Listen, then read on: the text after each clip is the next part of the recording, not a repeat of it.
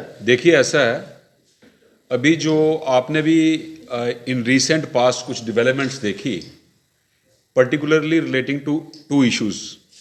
पहला इशू जो border battalion की रिक्रूटमेंट थी या है, दूसरा जो भी 7-8 दिन पहले जीएडी का सर्कुलर निकला।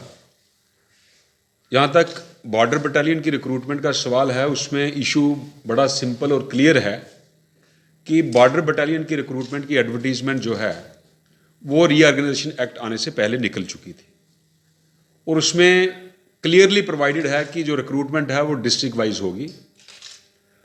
और लड़कों ने अप्लाई किया, बच्चों जो एलिजिबल बच्चे थे उन्होंने अप्लाई किया, फिजिकल उनका टेस्ट कंडक्ट हो गया, जो रिजेक्ट हो गए वो बाहर हो गए, जो क्लियर कर गए वो एलिजिबिलिटी लिस्ट में आ गए for the purpose of conducting of written examination.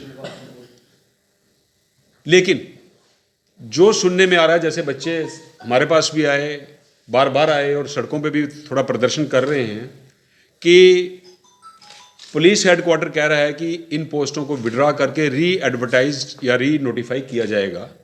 और उसमें जस्टिफिकेशन ये दे रहे हैं कि रीऑर्गेनाइजेशन एक्ट आने के बाद डिसेंट्रलाइजेशन एक्ट और डिसेंट्रलाइजेशन रिक्रूटमेंट रूल्स में अमेंडमेंट हुई और डोमिसाइल का कंसेप्ट इंट्रोड्यूस किया गया।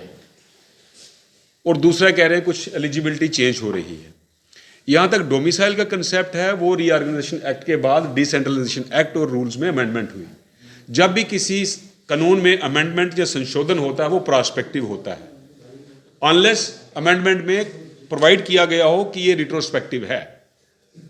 चूंकि इन अमेंडमेंट्स में ये नहीं प्रोवाइड किया गया कि ये जो डोमिसाइल का कंसेप्ट है ये रिट्रोस्पेक्टिव है, इसलिए जो एडवर्टीजमेंट रीऑर्गेनाइजेशन एक्ट या डिसेंट्रलाइजेशन एक्ट में अमेंडमेंट करने से पहले एडवर्टीजमेंट इशू हुई है बॉर्डर बटालियन की, ये अमेंडमेंट डोमिसाइल का कंसेप्ट उन वैकेंसीज को नहीं लगता। ये डोमिसाइल का कंसेप्ट उन वैकेंसीज को लगेगा जो डोमिसाइल के कंसेप्ट आने के बाद एडवर्टाइज होंगी फ्यूचर में। तो ये हम उन बच्चों के साथ खड़े हैं और हम ये भारतीय जनता पार्टी की डिमांड करती है कि ये जो री एडवर्टीजमेंट का प्रपोजल है so far as border battalion recruitment is concerned, इसको शेल्व करना चाहिए और डोमिसाइल का कंसेप्ट फ्यूचर रिक्रूटमेंट में लगाना चाहिए। हम उन बच्चों के साथ खड़े हैं, बच्चे हमारे साथ आते हैं, हम उनको एश्योर करते हैं कि हम ये उनका जो ग्रीवेंसेस हैं उनको रिड्रेस कराएंगे और इसमें कोई कसर भारतीय जनता पार्टी नहीं छोड़ेगी कि जो डोमिसाइल का कंसेप्ट है इसको फ्यूचर एडवर्टीजमेंट में, फ्यूचर सिलेक्शन में लगाया जाए।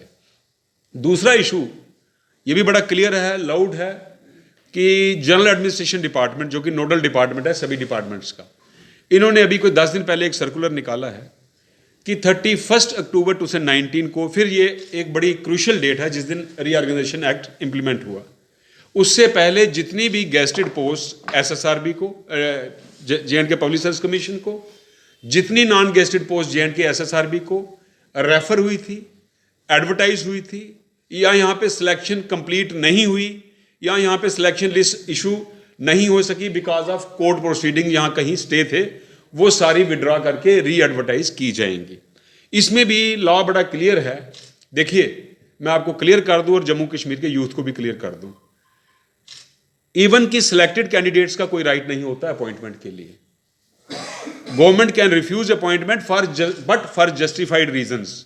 फर्ज करो 10 टीचर्स की पोस्टें एडवर्टाइज होती हैं या 10 पटवारियों की पोस्टें एडवर्टाइज होती हैं, जब तक सिलेक्शन होती है 3 पटवारी खत्म हो जाती हैं, मर्ज हो जाती हैं, या 2 स्कूल बंद हो जाते हैं। वो कह सकते हैं कि हमें 10 नहीं 7 पटवारी चाहिए, 10 नहीं 8 टीचर चाहिए क्योंकि इतनी पोस्टें वालिश हो गई। लेकिन वो रीजन होता है अपॉइंटमेंट नहीं देने का, जस्टिफाइड लीगल रीजन। लेकिन यहां पे रीजनिंग ये दी जा रही है चूंकि ये एडवर्टीजमेंट्स काफी पुरानी हो चुकी हैं। दूसरा डोमिसाइल का कंसेप्ट आ गया है। तीसरा वो ये कहते हैं जी रिजर्वेशन रूल जो हैं वो बदल गए हैं। मैं ये कह रहा हूं कि ये जो रिजर्वेशन रूल्स में अमेंडमेंट हुई, SRO 127 आया जिसमें percentage of reservation different categories की बदली, डोमिसाइल का कंसेप्ट आया, ये भी प्रोस्पेक्टिव है, ये भी फ्यूचर में लगेगा। ये जो वैकेंसीज ऑलरेडी एडवर्टाइज हो चुकी हैं उनको नहीं लग सकता, उसका कारण मैं बताता हूं आपको। देखिए चीफ सेक्रेटरी साहब कहते हैं कि 3-3, 4-4 साल से सिलेक्शन प्रोसेस कंप्लीट नहीं हुआ। मैं ये पूछता हूं कि जब जम्मू कश्मीर सरकार ने J and K reference of vacancies to DPC, PSC and SSRB rules 2005 बनाए, एसआरओ 166 ऑफ 2005, उसमें ड्यूटी है हर एक एडमिनिस्ट्रेटिव हेड की, जिस डिपार्टमेंट से पोस्ट रेफर होती है किसी भी रिक्रूटमेंट एजेंसी को, इंश्योर करना कि हर साल सिलेक्शन कंप्लीट हो और हर साल डायरेक्ट रिक्रूटमेंट वैकेंसी जो है वो रिक्रूटिंग एजेंसीज को रेफर होनी चाहिए। पहले आप ये डिटरमिन करिए, ये इंक्वायर करिए कि कौन कौन से एडमिनिस्ट्रेटिव सेक्रेटरीज ने नेग्लिजेंस की है ये इंश्योर करने में कि सिलेक्शन प्रोसेस एक एक साल में कंप्लीट क्यों नहीं हुआ। दूसरा, अगर आप ये कहते हैं कि कोर्ट प्रोसीडिंग से सिलेक्शन डिले हुई, तो आप ये पहले इंक्वायर करिए कि कौन रिस्पॉन्सिबल है वो सिलेक्शन डिले करवाने में।